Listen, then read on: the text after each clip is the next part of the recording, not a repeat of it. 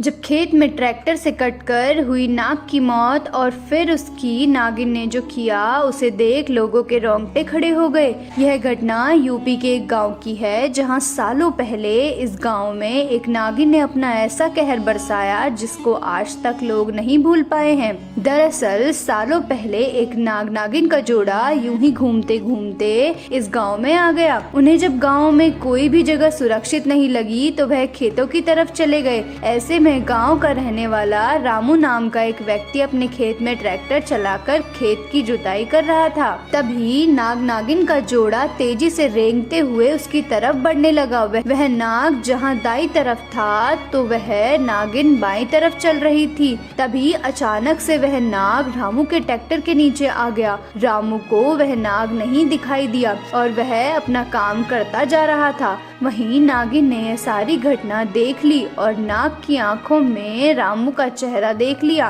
फिर नागिन अपने नाग के पास गई और सिर पटक पटक कर खुद को मारने की कोशिश करने लगी। काफी देर तक नागिन अपने नाग के पास बैठकर रोती रही। इसके कुछ ही देर में रामू फिर से उसी जगह अपना ट्रैक्टर चलाकर जा रहा था। मौका पाकर नागिन रामू के ट्रैक्टर के पीछे वाले हिस्से पर चढ़ गई और ट्रैक्टर के साथ ही रामू के घर पहुंच गई। दोपहर का समय था। रामू घर खाना खाने के लिए पहुंच गया था। जैसे ही रामू ट्रैक्टर से नीचे उतरा तो नागिन उसके पैर पर डस लेती है। इसके बाद रामू की पत्नी जोर जोर से चिल्लाने लगती है।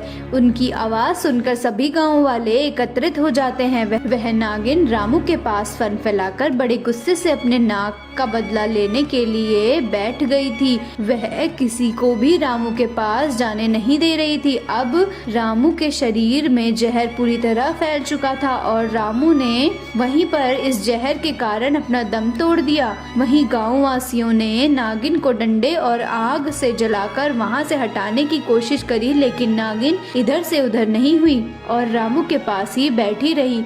जब कोई भी उपाय काम नहीं आया तो गांव के एक बुजुर्ग ने कहा कि यदि यह नागिन यहाँ से नहीं जा रही है तो उसको जलाकर गांव से दूर किसी सुनसान जगह पर दफना दो।